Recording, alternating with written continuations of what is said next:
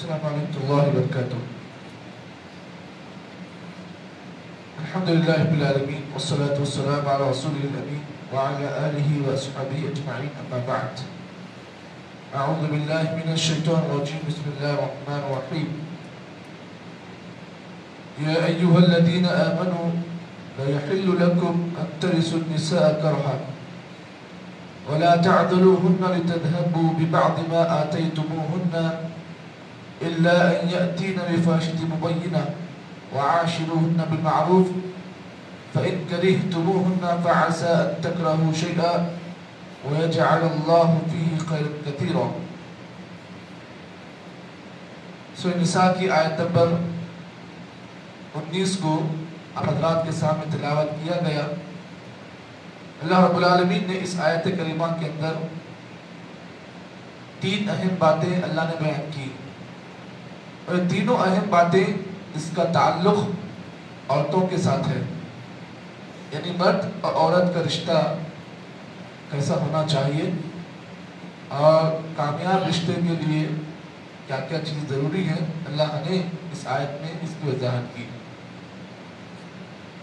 آیت کی شروعات ہو رہی ہے یا ایھا الذین آمنوا کے ذریعے سے. حضرت عبداللہ بن عباس رضی اللہ تعالیٰ جو مفسر قرآن ہیں، 4 صحابہ اکرام تفسیر قرآن میں بڑے مشہور ہیں، ان میں سے ایک حضرت عبداللہ بن عباس ہیں.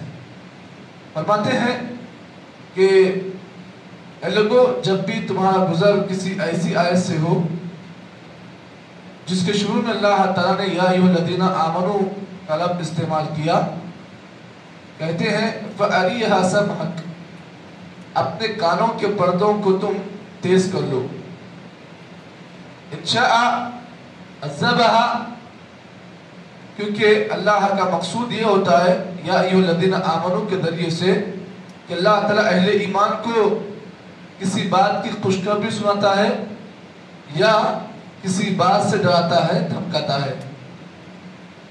تو معلوم یہ ہوا جب کبھی کوئی ایسی آیت ہو جس کی شروعات میں یا ایھا الذین آمنوا، اسے اللہ نے خطاب کیا کہ اے لوگوں جو ایمان لائے ہو، وہاں پر اللہ تعالیٰ کا مقصود یہ ہوتا ہے کہ یا تو تمہیں اللہ تعالیٰ کسی بات کی خوشخبری بیان کرنا چاہتا ہے یا تمہیں کسی چیز سے روکتا ہے، ڈراتا ہے، منع کرتا ہے. اسی لیے جب کبھی ایسی کوئی آیت سے آپ کا گزر ہو جس میں یا ایھا الذین آمنوا ہو، تو اپنے کانوں کے پردوں کو تیز کرنا چاہیے، کیونکہ وہاں پر آپ کو کوئی اہم بات کی معلومات ہوتی ہے یا کسی اہم بات سے آپ کو روکا جاتا ہے. اب قرآن مجید کے اندر 2 قسم کی آیتیں آپ کو ملیں گی. بعض آیتیں جس کی شروعات یا ایھا الذین آمنوا سے ہے، اور بعض آیتیں ایسی ہیں جس کی شروعات یا ایھا الناس ہے، یعنی یا ایھا الناس اے لوگو، اور یا ایھا الذین آمنوا سے مراد اہل ایمان جو خاص مومن ہے.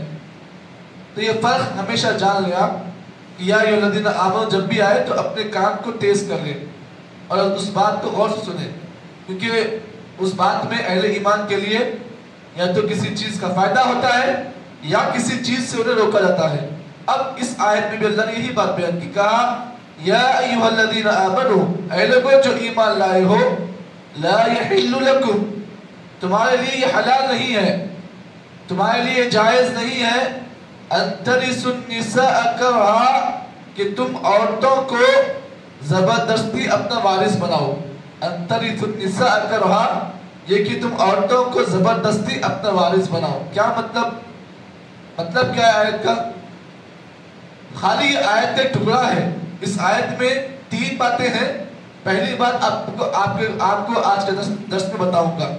تو اللہ تعالیٰ نے کہا کہ اے لوگوں جو ایمان لائے ہو، تمہارے لیے جائز نہیں ہے کہ تم عورتوں کو زبردستی اپنا وارث بناؤ. کیا مطلب سمجھنے کے لیے ہمیں اللہ کے نبی صلی اللہ علیہ وسلم کی اس حدیث کو سننا پڑے گا جسے امام بخاری علیہ رحمہ نے اپنی کتاب صحیح بخاری میں روایت کیا. کہتے ہیں امام بخاری کہ یہ جو آیت نازل ہوئی یا ایھا الذین آمنوا یحل لکم ان ترثوا النساء کرہا، اس آیت نازل ہونے کا سبب یہ ہے کہ زمانے جاہلیت کے لوگوں کا یہ معاملہ تھا، کانوا اذا مات الرجل، جب ان میں کہ کسی آدمی کا انتقال ہو جاتا، کسی بھی آدمی کا انتقال ہوتا تو کیا ہوتا कान औलियाहु अहक्कु बिइमरातिह, तो उस आदमी के वारिसीन, उस आदमी के वारिसीन यानी जिस आदमी का इंतकाल हो गया उस आदमी के खानदान वाले उसकी बीवी पर जो है वारिस हो जाते हैं, यानी उसकी बीवी पर जबरदस्ती का है अपनी विरासत समझकर उसे इस्तेमाल करते। इंशा बअदुहुम तज़व्वजा, उनमें के बाद वारिसीन उस औरत से शादी कर लेते, व इंशाउ ज़व्विजुहा, और उनमें के बाद लोग क्या करते उस औरत से उस औरत का इस्तेमाल कर लेते। वो इंशाअ लम युज़व्विजुहा, और बाद लोग शादी नहीं करते बल्कि उस औरत को अपनी प्रॉपर्टी समझकर इसका इस्तेमाल करते।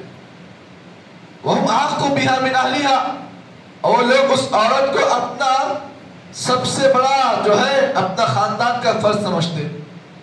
ये मतलब ये है कि उस औरत पर अपना हक जमाते, हम सबसे बड़े इस औरत के हकदार हैं, इस औरत के कोई हकदार नहीं है, हम ही हकदार है।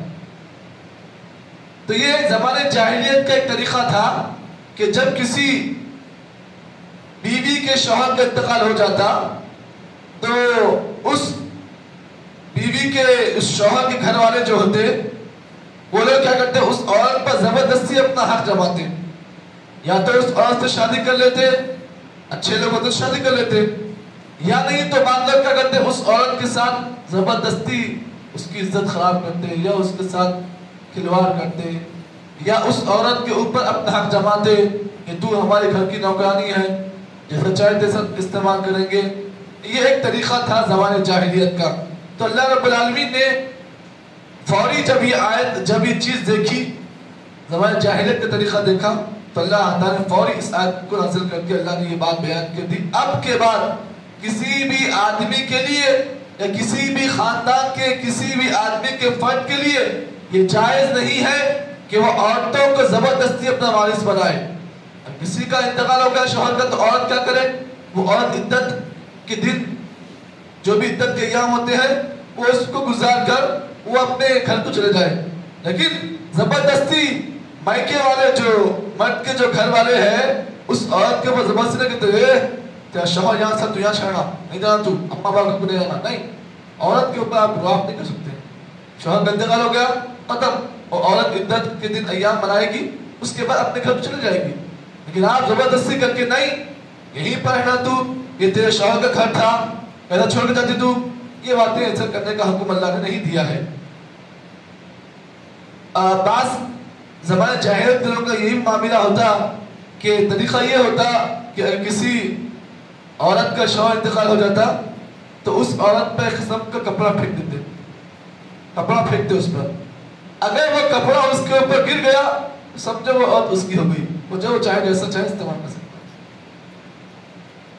जैसे मिसाल तौर पर आजकल बात सर्कस वगैरह में आप जाते हैं, कुछ ऐसे फेंकने के आइटम आपको मिलते हैं, जिस चीज के ऊपर आप जो फेंकते हैं अगर वो चीज उसके ऊपर गिर जाती है तो आपको कोई चीज मिल जाती है इनाम में।